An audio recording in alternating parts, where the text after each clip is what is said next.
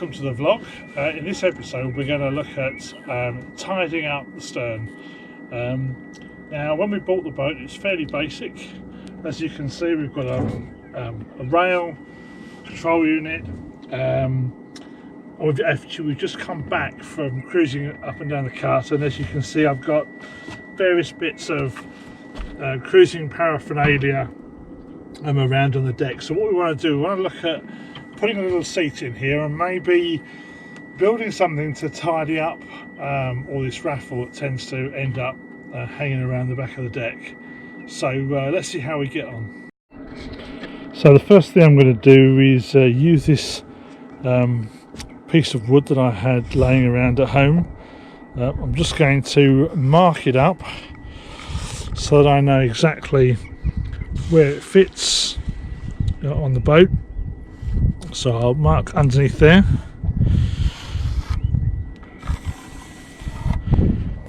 I could do this by measurement, but I suspect that the boat's not that accurate. I suspect if I do it another way I'll end up with errors where the left and the right hand side are not quite perfect.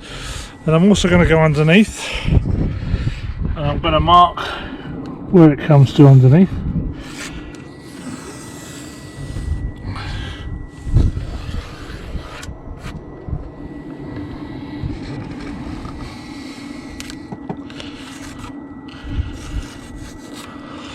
And this is going to be the main sort of shelf, the main area you can sit on and steer the boat. Back here in the workshop now, I've got the piece of wood that I put on stern, and you can see here I've got these marks that mark where the end of the push bit on the narrowboat are. So what I'm going to do is I'm going to cut these out now to trim this down to size, and before I cut these lines I'm going to run down them with a Stanley knife just to make sure that when I run the saw through I don't create any little flecks, little splinters of timber. So that'll be the first thing that I'll do. So I'll get a Stanley knife and get on with that.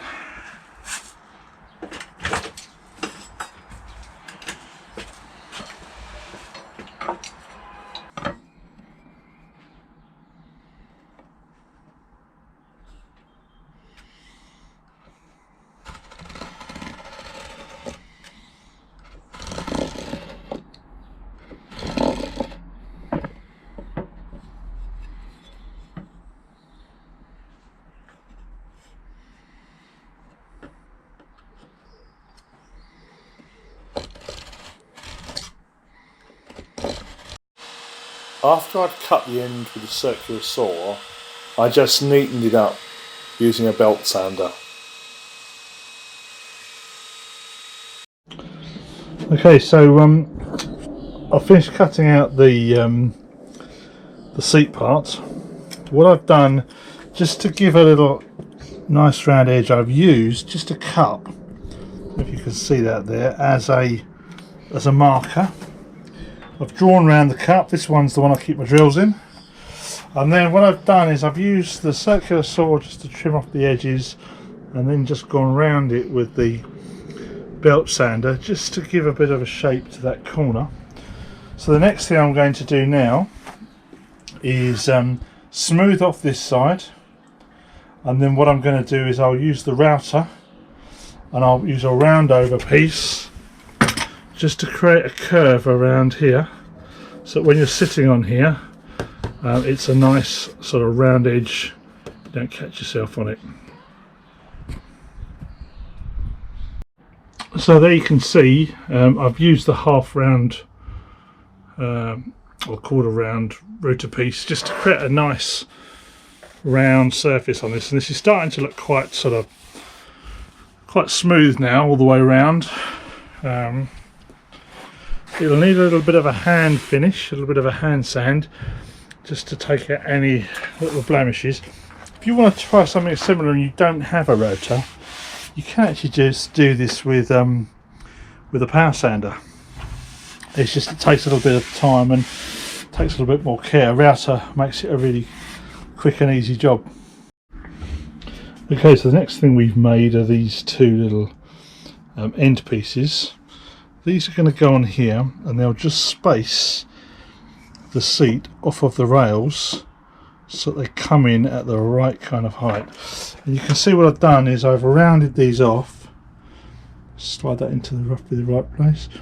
I've rounded these off to match the same sort of curves that are on the main seat piece. And there's two of those. There's one at that end, and then there's one down this end, just the same. A little bit more sanding on those. So what you can see is I've put one at that end, and if you go down to the other end, I'll put another one down that end as well, and that'll just space those off. I've got one more to install, and that's just over here. If I go and grab that very quickly. So the last one will go in on the back there, and that will space the middle, so there's not too much of a span that's unsupported. To be honest with this thickness of timber, you could easily just get away with one at each end, but I'm not going to do that. I used a similar technique and the same type of material to make a gangplank while I was about it, and that meant I had two pieces now ready to paint. The last thing to prepare was the cleats. So here's another little job we've got going on. We're installing some additional cleats on the boat. These ones came as galvanised cleats. Now before I can install these, I want to paint them, but galvanised steel is notoriously difficult to paint and to get the paint to adhere well, so I've given an initial coat here of a grey etching primer that will adhere well to the galvanised surface. So now we're ready to paint, and the first thing we did was apply 2 coats of an undercoat. We rubbed it down between layers and filled in any blemishes before we gave it a final undercoat. At this point it was ready for Suze to start work on the top coats. The technique here is to apply the paint using a brush and then use a roller to smooth it out. It's a very, very painstaking work and has to be done very carefully.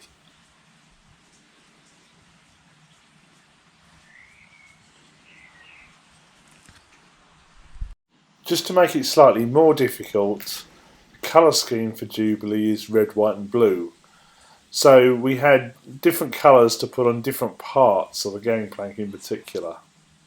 That meant masking up sections, painting them, letting them dry, masking up other sections and painting those. Fortunately, Susie was equal to the task. Of course, having put a lot of energy into getting this nice, smooth, shiny paint, when it comes to gangplank, you need something a little bit more grippy. So to achieve this, the first thing we did was we masked up an area on the plank and painted it again. While the paint was still wet, we sprinkled dry plaster of sand on top. Once the sand and paint were dry, we brushed them off and gave it one final coat to seal in the sand.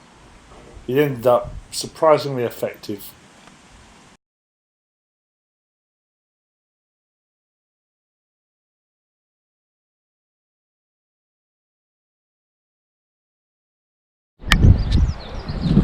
Hi, so we're back on the boat now. I've got my cleats. They've been undercoated, they've been primed, they've had the top coat on, so they're nice and shiny and ready to go on.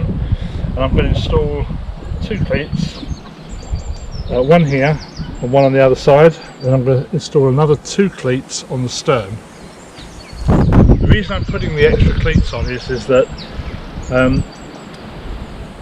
it's probably better to have 1 cleat for one job.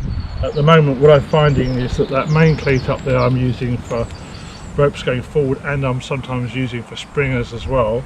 So having separate cleats for separate jobs just means you don't get that bird's nest of ropes. Now I like to use a template when I'm drilling, and the reason for this is things like a cleat have quite a lot of structure in them, which is going to foul the drill and stop you getting a nice vertical hole. So I use a template. Once I've got it positioned, I can tape it down and I can get some nice accurate holes. So I'm using cobalt steel bits to drill the holes, and the first thing I'm going to do is just mark their position. And the great thing about using a template is also that I don't need to centre punch them. The template itself will grip and allow me to be very accurate with the drilling.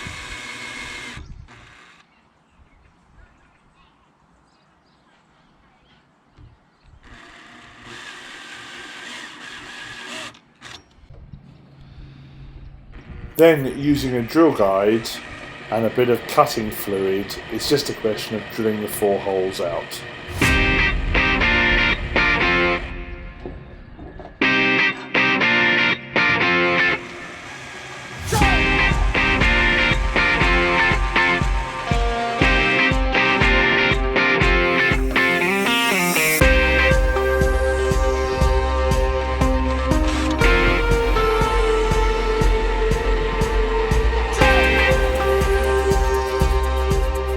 Then, using a tap, it was time to cut the thread.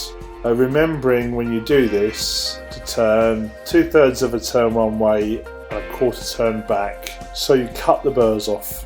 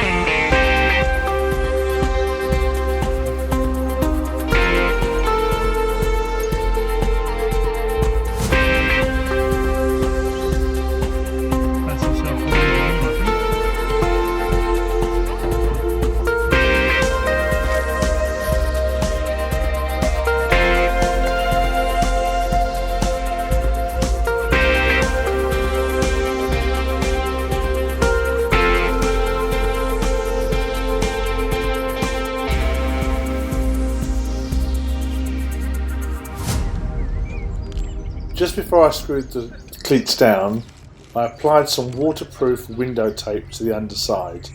This gives a nice seat for the cleat, and it also stops water penetrating the screws. Now with the cleats installed, I use the same technique to install the seat on the back. Well, I hope you found this interesting. In a later episode, I'll add some storage to the seat, but I'll leave it there for now. Next time, it's Easter and we head off on a little cruise to Braunston and around some of our local area. Until then, thank you for watching. If you enjoyed this video, give us the thumbs up on the like button and subscribe to this channel. Thank you very much.